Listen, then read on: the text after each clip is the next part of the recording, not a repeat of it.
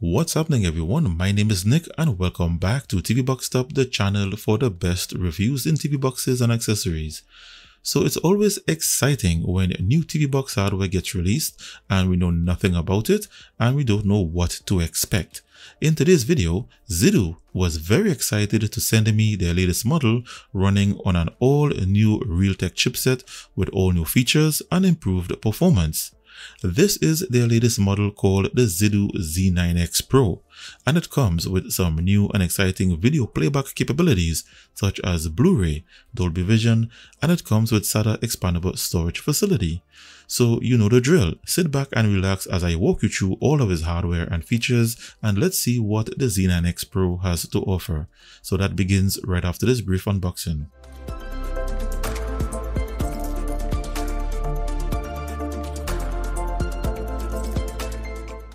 So I'm back and thanks for staying during that quick unboxing. So let's look at what's in this purchase. So you get your standard TV box contents with one addition starting with the Z9X Pro model itself, one infrared remote with IR learning and backlit keys, one HDMI cable. It's powered by a 12 volts 2 amps 24 watts power adapter, one SATA cable, a user manual, and another for the remote with instructions on how to use the IR learning feature. So it adopts an all-metal design which is consistent with all Vankyo models. It has the Vankyo logo with printing on the top that indicates that it features 4K display, HDR10+, DTS audio, Dolby Vision, and Dolby Audio. For I/O, you get one HDMI 2.1 port, one USB 3.0 port, a gigabit LAN port, one optical audio, one 3.5mm AV port, another 3.5mm for RS-232, its DC power socket. To its right, it has a pair of USB 2.0 ports and a reset button. And to its left is an external SATA storage connector. At the front, it has an LED display. For Wi-Fi connectivity, it comes with a pair of Wi-Fi 6 antennas, and its base has 4 anti-skid rubber feet with ventilation holes. So its first boot up process includes a simple Xidu splash screen followed by a first startup wizard, and once completed you are presented with Xidu's custom launcher. So this user interface is owned and developed by Xidu and it's called ZUI. This model was sent for review testing directly from the Xidu factory and it came with a ZUI version 1.0.52 running on Android 11 with no Google Play Store or Play services. This should not be the case with models purchased on Amazon or other retail stores. However, if your model comes with this version, you will have to update it to version 1.0.65G, which is the latest version for this model with full Google Play Store and Play services. Unfortunately, when you attempt to update wirelessly, it does not detect this latest update, so you will have to download it from the support page and update via USB. So I'll update to the latest firmware and continue. A link to the firmware page can be found in the description below this video.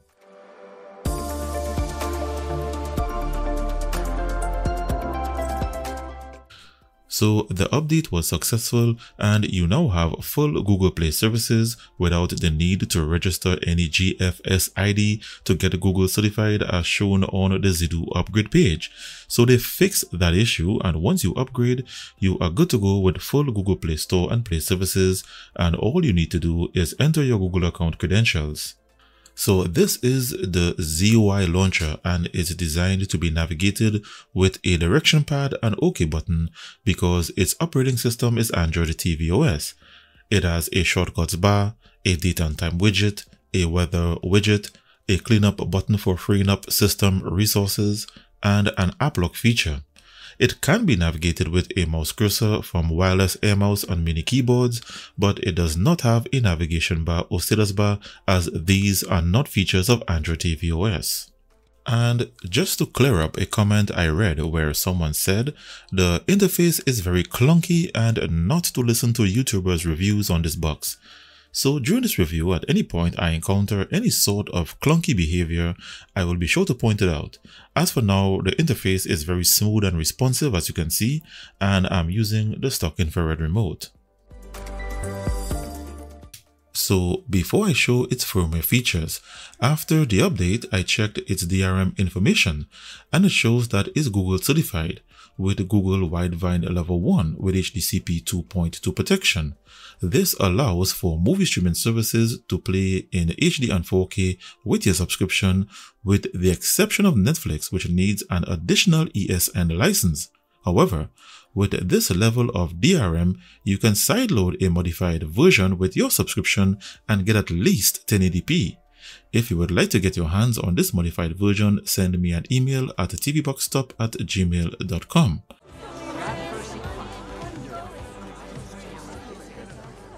Hi, I'm Cole Waseki's mom. Oh, hi. Can I just real quick for Facebook? Thanks. And for security, the firmware is not rooted. So I performed a scan for malware using the Bitdefender mobile security application, and it detected no malware. However, enabling some of its other features were blocked by system configuration, so you are still vulnerable in some areas. So let's now have a look at its firmware features. So the selling point of this model is its ability to play some of the most difficult video formats, and for that to work it has some special features. First off, it has auto frame rate switching. It comes with a video bookmark feature which indicates whether the video has been watched in full, partially or not. For videos with multiple audio tracks in various languages, you have the option to select the preferred audio language or set it to auto. The same can be done for bundled video subtitles and online subtitles. If you are playing a 3D video, you have the option to switch off 3D and view it in 2D. You have some options to control the actions of the function keys on the remote. You can set the default playback mode. You have some options to control subtitles during the playback. Depending on your region, you can select the Blu-ray region, which will allow the Blu-ray video to play. Downloading of subtitle features is available. And because it's classified as a professional media player, you can select a playlist to automatically begin playing upon boot up.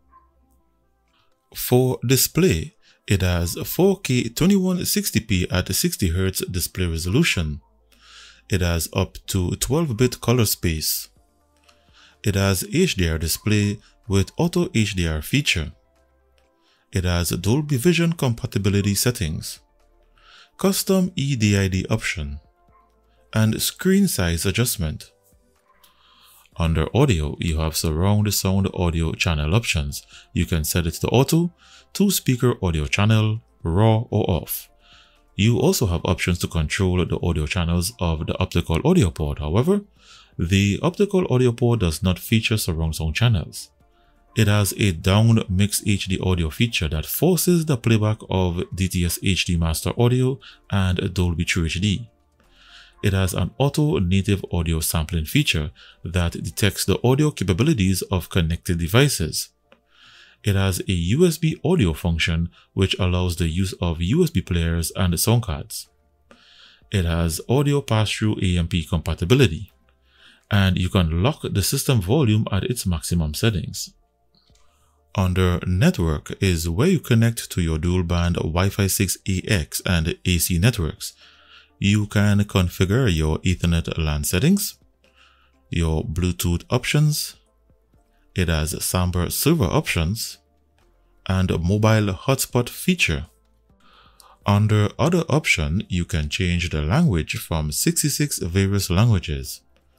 You have HDMI CEC options, power key definition options, sleep timer options. You can control the front LED display, configure keyboards and input controllers, a clock display option, a long press button response time for the remote, your OTA firmware update options, factory set, and your about section.